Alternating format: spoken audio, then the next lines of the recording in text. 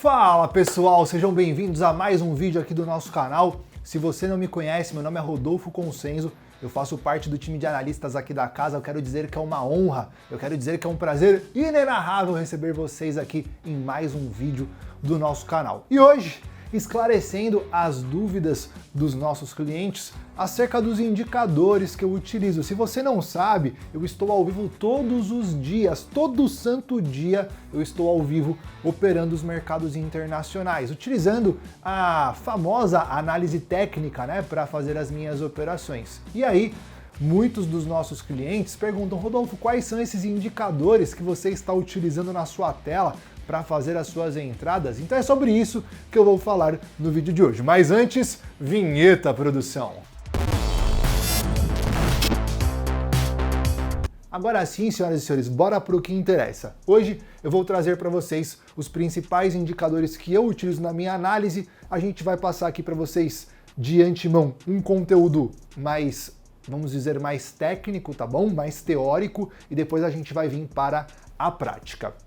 Vamos começar falando primeiro o que são os indicadores, porque afinal, se você não souber o que são indicadores, de nada adianta o que eu estou falando para você.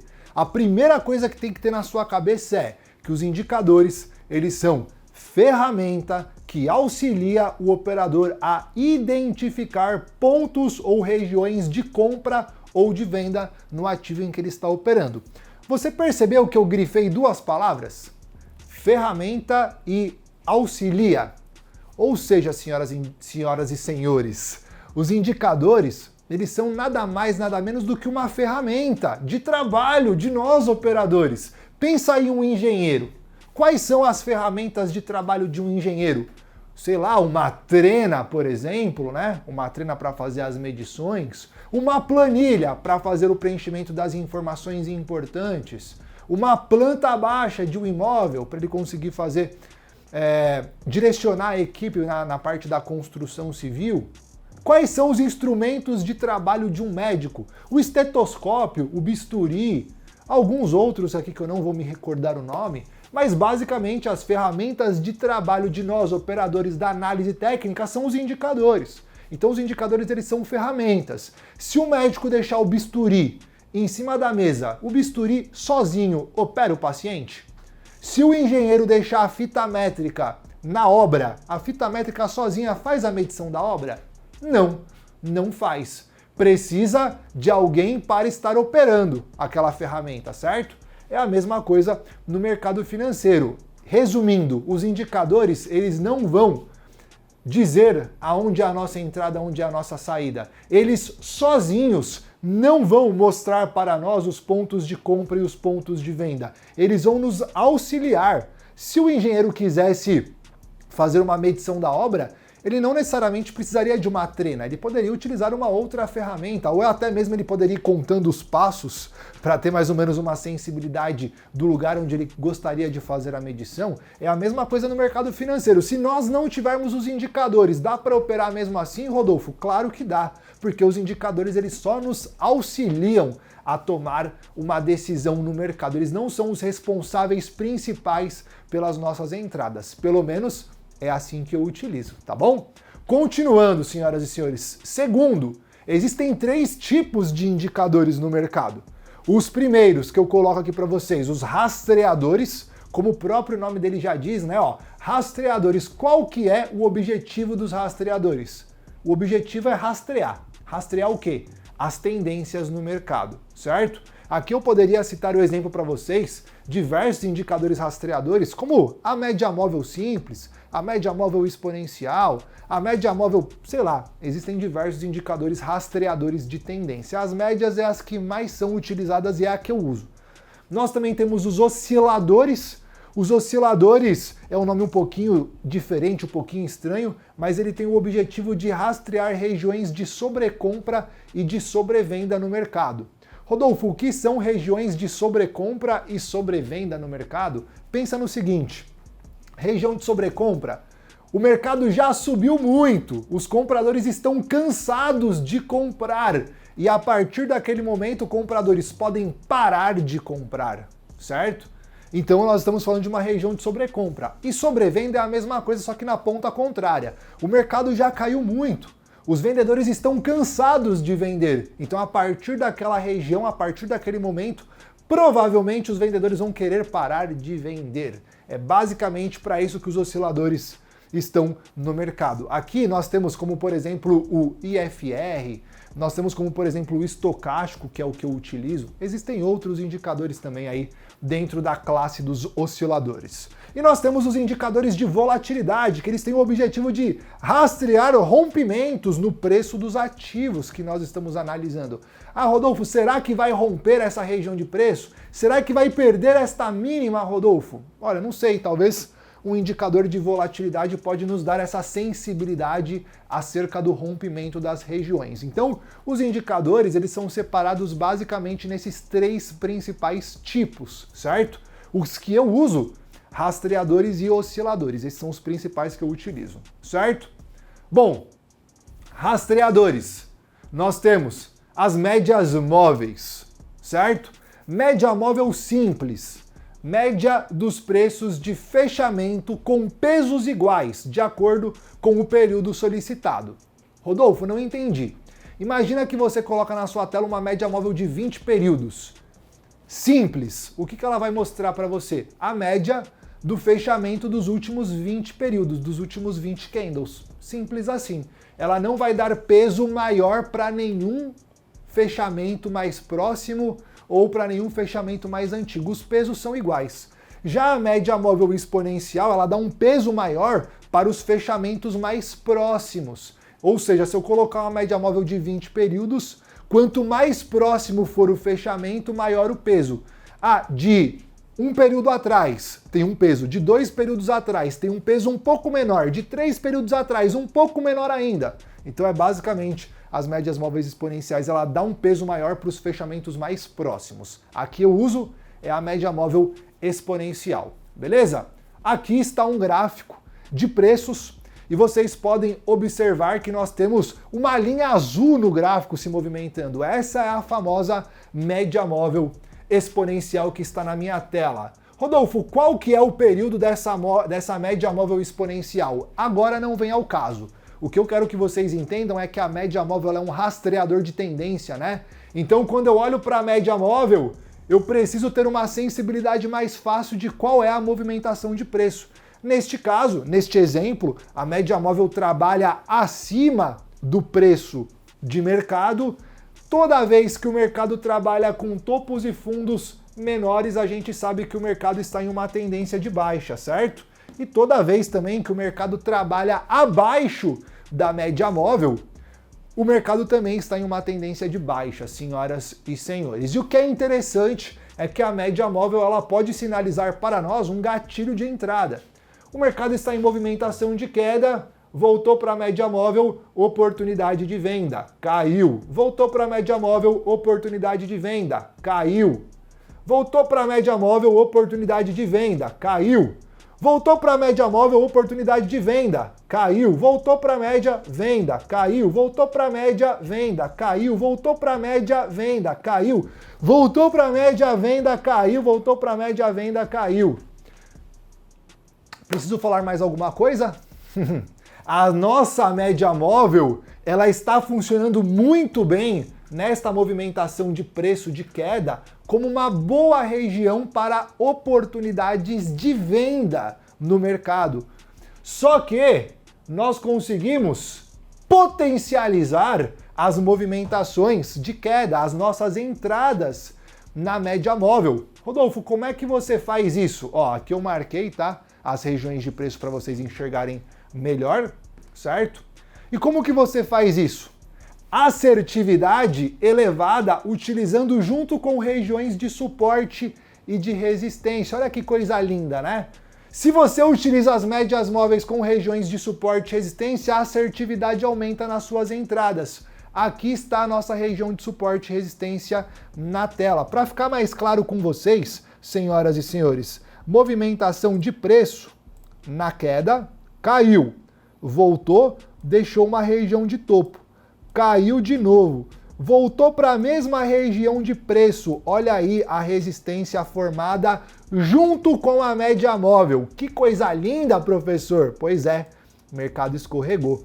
Voltou na nossa região de preço, que era inclusive fundo anterior, né? Olha aí a bipolaridade suporte e resistência junto com a média móvel, caiu.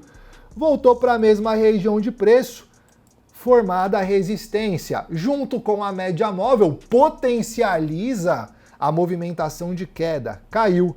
Aqui voltou para a média, mas nós não tínhamos nenhuma região de bipolaridade, nem uma região de resistência, por isso que eu desconsiderei. O mercado caiu. Voltou, tocou na nossa média móvel, deixou uma região de topo, caiu, voltou para a mesma região de topo anterior, formada a resistência junto com a média móvel, o mercado caiu também, tá bom, senhoras e senhores? Então, só para vocês entenderem que somente utilizar a média móvel não garante que a sua entrada vai dar certo. Entretanto, quando você junta região de média móvel junto com região de suporte e resistência, aí é pancada. Aí a chance da sua operação dar certo acaba aumentando bastante. Então é importante você ficar de olho nessas condições, certo? Agora vamos falar sobre os osciladores. Ai, ai, ai, ui, ui, ui. Vamos falar do estocástico. Lembra que osciladores, eles vão mostrar para nós possíveis regiões de sobrecompra e sobrevenda no mercado. Região de sobrecompra, compradores estão cansados de comprar. Se compradores pararam de comprar, provavelmente o que vai acontecer com o mercado? Cair. Isso, cair. E região de sobrevenda, vendedores pararam de vender. Não tem mais interesse de venda. Se pararam de vender, o que provavelmente vai acontecer com o mercado? Subir. Provavelmente, não é certo. É probabilidade, é estatística, tá bom? Aqui eu vou comentar sobre o estocástico. O estocástico, senhoras e senhores, ele é como se fosse um segundo gráfico que vai aparecer na sua tela. Vai ter o gráfico de preços e eu deixo o meu estocástico embaixo. Então é como se fosse um segundo gráfico que vai ter na sua tela, além do gráfico de preços. O gráfico do estocástico, ele se movimenta dentro de uma range que vai de 0 até 100, beleza? De 0 a 100 ele vai se movimentar. A região de 80 a 100, ela indica a sobrecompra, ou seja, o mercado cansou de subir, provavelmente vai cair a partir de agora. E a região do 20 ao 0 indica sobrevenda, ou seja, cansei de cair, provavelmente eu vou subir. É basicamente isso que acontece, tá bom? E ele utiliza uma média móvel de 14 períodos e uma linha K e uma linha D, que dá pelo sinal de cruzamento. Como assim, Rodolfo, pelo sinal de cruzamento? Você vai ver que no gráfico do estocástico existem duas linhas que elas estão correndo juntas. A linha K e a linha D, certo? Quando uma cruza a outra, vamos supor, chegou na região de sobrevenda, ela está caindo, chegou na região de sobrevenda de 0 a 20. Quando uma cruza a outra, de baixo para cima, esse é o sinal de entrada de compra. E quando o mercado estiver lá na região de sobrecompra do 80 ao 100, uma vai cruzar a outra de cima para baixo, é o sinal da venda, tá bom? É basicamente isso o oscilador estocástico. Para ficar mais claro para vocês, ó, esse daqui é o estocástico para vocês, legal? Duas linhas, a linha verde e a linha vermelha, uma representa o K e o outro representa o D. Quando ela chega na região de 80 a 100, ó, região de sobrecompra. Quando ela chega na região de 20 ao 0, região de sobrevenda. Mercado está subindo, chegou na região de sobrecompra, cruzou a verde com a vermelha de cima para baixo, é a condição de venda. Chegou na região de sobrevenda, cruzou a linha verde com a vermelha de baixo para cima, é a região de compra, é a condição de compra que o mercado dá, ok? Para ficar mais simples, circulei as regiões na tela aí para vocês entenderem o que é sobrecompra, o que é sobrevenda e os cruzamentos. Tá vendo que aqui, ó, ele chegou, a linha verde chegou a encostar na região de sobrevenda, a linha vermelha não. Houve o cruzamento fora da região de sobrevenda, então aqui a gente desconsidera, tá bom? O cruzamento precisa acontecer entre a região de sobrecompra ou entre a região de sobrevenda. Isso é importante ficar claro para você, certo? Ó, deixa eu fazer uma pergunta para você. Você já deu like nesse vídeo? Eu tô te dando uma aula de mentoria, mano. Deixa o seu like nesse vídeo para ajudar a entregar esse vídeo para mais pessoas. Conto com a sua ajuda, beleza? Vamos continuar aqui então. Já deu like? Vamos lá. Bom, assertividade elevada utilizando com divergência em regiões de suporte e de resistência. Rodolfo, aí você me pegou, pai. O que é divergência? Pensa no seguinte, ó. Você e sua esposa, ou você e o seu marido. Você quer ir jogar bola com seus amigos e a sua esposa quer ir fazer compras no shopping, mas ela quer que você vá junto com ela. Existe uma divergência de ideias aqui, existe uma divergência de opiniões. Você quer jogar bola e sua esposa quer ir no shopping. Isso é divergência. Quando uma coisa ou uma pessoa diz algo e outra pessoa diz diferente. É a mesma coisa que nós temos no mercado financeiro. O gráfico de preços mostra a alta e o gráfico do estocástico mostra a queda. Essa é a famosa divergência, tá bom? Lembra, ó, as regiões de sobrecompra. Vou mostrar aqui para vocês. O estocástico chegou na região de sobrecompra. A linha verde cruzou a linha vermelha de cima para baixo. Olha aqui, ó, no gráfico de preços. O que aconteceu com o preço? Ó, caiu. Putz, Rodolfo, teria dado uma venda aqui, né? Teria. Seria uma venda boa? Seria, mas a sua assertividade vai aumentar com divergência. O que é a divergência? Gráfico de preço, topo, topo mais alto. Olha no gráfico do estocástico aqui agora, ó. Topo, topo mais baixo. Isso é uma divergência. Então, gráfico de preços deixando topos cada vez mais altos e o gráfico do estocástico deixando topos cada vez mais baixos. Essa é a famosa divergência. Então, isso potencializa a tua entrada nesse caso de venda, tá? Ó, a divergência deu essa movimentação de queda. A divergência deu essa movimentação de queda aqui, ó. Então, a movimentação de queda com a divergência, ela costuma ser muito mais ampla. Diferente dessa queda aqui, ó, que foi um pouquinho menor, né? Foi um pouquinho menor. Essa queda tem, sei lá, umas 2, 3 vezes o tamanho dessa queda aqui, ó. Ok? E agora, para saber se você entendeu divergência ou não, existe uma divergência nessa tela que não está marcada. Será que você sabe qual é a divergência nessa tela que não está marcada? Produção, coloca um reloginho contando aqui embaixo. Tempo! 5 segundos para você achar a divergência. 5, 4, 3, 2, 1. Achou a divergência? Não achou, seu sem vergonha? Tá aqui, ó. Olha aqui. Gráficos de preço. Gráfico de preço. Fundo, fundo mais baixo. Olha o gráfico do estocástico. Fundo, fundo mais alto. Então aqui nós temos uma divergência para a compra de alta. Olha a movimentação de alta que o mercado fez depois dessa divergência. E como que tá aqui? Tá junto com o suporte. Tá junto com o suporte. Ok? Então, a sua assertividade, utilizando o estocástico com a divergência, vai aumentar muito. Atenção! Os indicadores irão fornecer sinal atrasado para a entrada e saída de um ativo.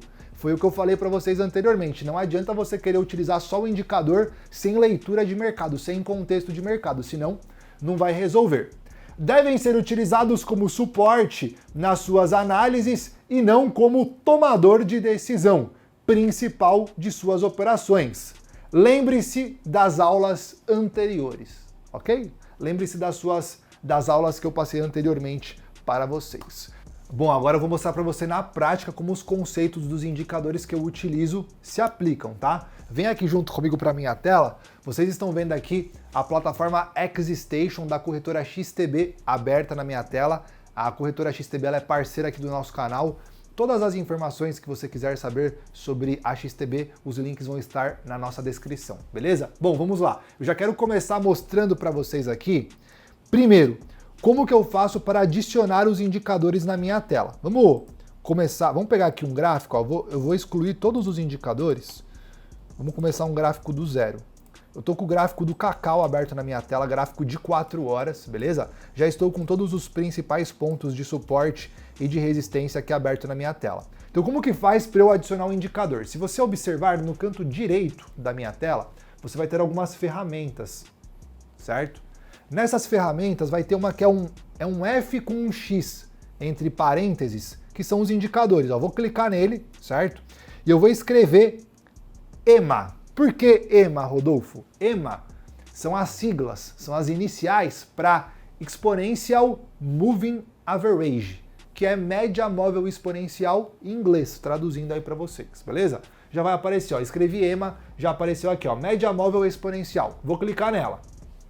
Cliquei, vai abrir basicamente aqui uma outra janela de diálogos falando para eu balizar, né, parametrizar a média móvel que eu vou estar inserindo na minha tela. Então, o período que eu vou colocar o período de 20, beleza? O shift você vai deixar zerado e o baseado em você sempre vai deixar close. Por quê? Você pode colocar open, close, high ou low. O que significa isso? Você pode colocar uma média móvel baseada em fechamento, que é o que a gente vai usar, close, open, que é a abertura dos candles anteriores, high, que é a máxima dos candles anteriores, ou low, que é a mínima dos candles anteriores. Você sempre vai deixar no close, tá? Então tá aí close na minha tela. Aqui a grossura é a espessura da linha que você quer colocar. Eu sempre gosto de deixar aqui na espessura de 2 mesmo. E a cor, eu gosto de deixar na cor branca a minha média móvel de 20 períodos. Aí eu venho e clico em aplicar. Pronto, já apareceu uma média móvel na minha tela, essa linha branca que vocês estão vendo, certo? E aquela condição que eu comentei com vocês, ó, o mercado em tendência de alta, movimentação de alta, o preço sempre trabalha acima da nossa média móvel. O preço em movimentação de baixa trabalha abaixo da nossa média móvel. Acima da média, o preço acima da média trabalha em tendência de alta, ok? Então a gente consegue observar as movimentações de preço de acordo com as médias móveis. Eu gosto de colocar na minha tela uma média móvel de 20 períodos, uma outra média móvel de 200 períodos, que eu coloco na cor vermelha, tá, ó. E também gosto de colocar uma de 66 períodos, que eu coloco na cor azul. Mesma coisa, tá? Mesma coisa. Ó, coloco na cor azul. Então eu gosto de deixar o meu gráfico com essas 3 médias móveis aí, para eu estar visualizando, analisando as movimentações de preço. Por que 3 médias móveis, Rodolfo? Depende do tempo gráfico que eu estou operando. Depende da operação que eu estou querendo buscar. Operações mais curtas, eu vou estar utilizando a média móvel de 20 períodos. Operações médias, eu vou estar utilizando a média móvel de 66 períodos. Operações mais longas, eu vou utilizar a média móvel de 200 períodos para minha tomada de decisão. Basicamente, por esse motivo. E agora eu vou adicionar o estocástico. Mesmo lugar, ó, indicadores. Aí eu vou escrever SO. O que é SO, Rodolfo? SO, mais uma vez, é uma sigla em inglês que significa Stochastic Oscillator, beleza? Que é oscilador estocástico em inglês. Vai aparecer aqui pra gente, ó, oscilador estocástico SO. Eu vou clicar, ele vai abrir as configurações do oscilador estocástico. Eu vou manter as mesmas padrão de fábrica, 533, tá? Período K 5, período D 3, slow em 3 também. Eu vou deixar na cor verde e na cor vermelha, as grossuras eu vou manter em 2, vou clicar em aplicar. Aqui basicamente você não vai mexer em nada, certo? Tá aí para você o estocástico agora na parte inferior, na parte de baixo do seu gráfico. Então nós temos 2 gráficos, o gráfico de preços, o gráfico do estocástico. No gráfico de preços é onde estão as minhas médias móveis e é nesse formato que eu insiro o estocástico. Como exemplo para você de operação da divergência do estocástico, ó, aqui é uma operação que inclusive está em andamento ainda, eu fiz junto com os nossos alunos ao vivo. Se você observar o gráfico de preços, esse daqui é o gráfico do ouro, tá? Ó, nós temos uma região de topo e nós temos uma região de topo mais alto no gráfico de preços.